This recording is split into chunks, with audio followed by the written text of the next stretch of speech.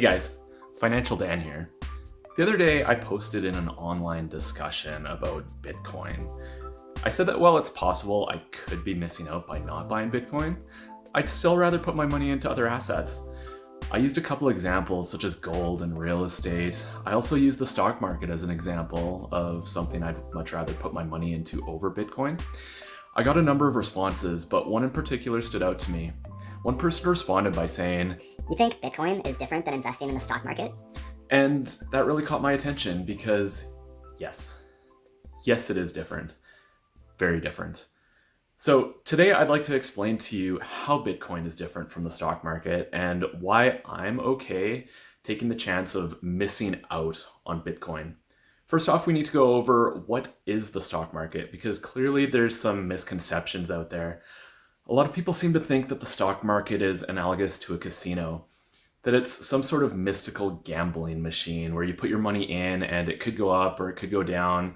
And while technically it could work that way depending on your approach, that's not even close to being the full story. According to Wikipedia, a stock market, equity market, or share market is the aggregation of buyers and sellers of stocks.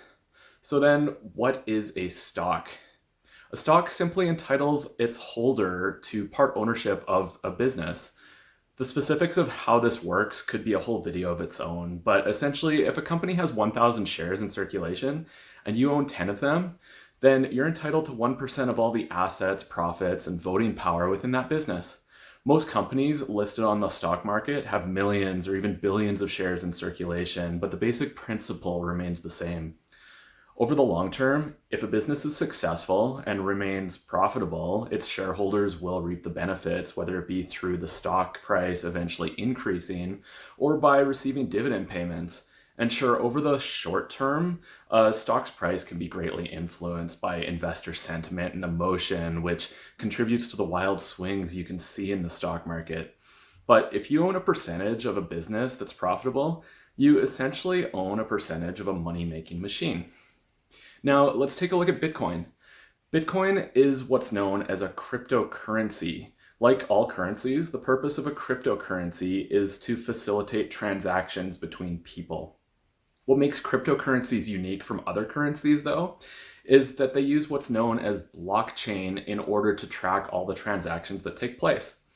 Blockchain is essentially a digital ledger that's distributed across the entire network, which makes it near impossible to cheat the system and counterfeit Bitcoin. When you hear people talking about mining Bitcoin, what they're actually doing in simple terms is using a computer to update and distribute that ledger, and then they're compensated with Bitcoin for the work their machines are doing. So then, what is it that makes Bitcoin so valuable? Scarcity. When you have a limited supply of something that lots of people want, the price goes up. And that's what we've been seeing lately. There's been lots of hype about Bitcoin, which has created a huge demand. At the time of making this video, there's currently less than 19 million Bitcoins in circulation. And when all the Bitcoins are mined, there will only be 21 million of them. Mining Bitcoin gets more difficult over time, and because of that, it'll still take over 100 years before the last Bitcoin is mined. But that still leaves not many Bitcoins in circulation versus how many people there are in the world. I should also mention that each Bitcoin can be broken into 100 million parts known as a Satoshi. And so you could own as little as 0.000000001 Bitcoins. This also means that when all 21 million Bitcoins are mined, there will be 2.1 quadrillion Satoshis in circulation. That's enough for everyone alive in the world right now to own over 250,000 Satoshis if they were to be distributed evenly. All of these factors, limited supply, checks and balances to eliminate counterfeiting, and the ability to be broken into small enough units to facilitate small transactions all make Bitcoin a viable currency. And as long as people's demand for Bitcoin keeps going up, its price will keep going up as well. But other than demand and scarcity, Bitcoin has no other means of deriving value. It doesn't produce goods or services like a business does. It simply exists to facilitate transactions, and that's it. Now, I know what many of you are thinking. Other currencies such as the dollar are based on nothing as well. And while that's technically correct in terms of not being directly linked to a hard asset, they are backed by the government, which produces that currency, and by extension on the goods and services that country produces. As far as the scarcity of Bitcoin goes, sure, there are only a limited number of Bitcoins, but what's to stop one of the many other cryptocurrencies in existence from taking center stage? What's to stop new cryptocurrencies from being created and eventually replacing Bitcoin? The other issue with Bitcoin is its volatility. And while volatility is what's driving people to make and lose lots of money with Bitcoin, it also makes it largely impractical as a currency, at least for now. And the whole purpose for its existence in the first place is to be a currency. We all experience things like gas prices fluctuating, and it's always frustrating to see them jump 10 cents out of nowhere. But can you imagine if this week it cost you $50 to fill your tank, and then the next week it was $200, and the week after it cost you $100 to fill your tank? It'd make budgeting near impossible, especially since everything you buy would be fluctuating in price just as much. Sure, maybe in time Bitcoin's volatility could settle down and it'd be adopted as a standard currency accepted by most businesses, but that's a gamble I'm personally not ready to take.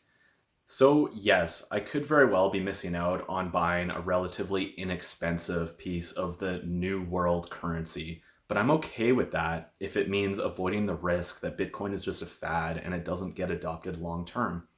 Ultimately, I'd rather own a piece of a strong business instead. There's a saying that dates back to the gold rush that says you can either go looking for gold or you can sell pickaxes. What this means is that if you go prospecting for gold, you may or may not strike it rich. But if you sell pickaxes, you're much more likely to make some money. The same is true for Bitcoin. Sure, you could invest directly in Bitcoin and risk it all, or you could invest in the companies that build the infrastructure that makes Bitcoin possible, such as AMD or Intel as two examples. Regardless of what Bitcoin does, companies like CN Rail will continue to own tracks and locomotives in order to move freight around for profit. Pfizer will continue to produce pharmaceuticals for profit. And Lockheed Martin will continue providing aerospace and defense solutions for profit. And maybe one day, all of these companies will start accepting Bitcoin as payment like Tesla's recently done. Maybe Bitcoin will become the standard unit of currency that these companies will deal in. But for now, that's not the case. And so I'd rather hold a part ownership of a stable, successful business than bet on a currency that may or may not end up being adopted as a standard currency. I know lots of people are very into Bitcoin and other cryptocurrencies, and there's a lot of varying opinions as to where it's headed. The point of this video isn't to discredit opposing opinions, but to present my own.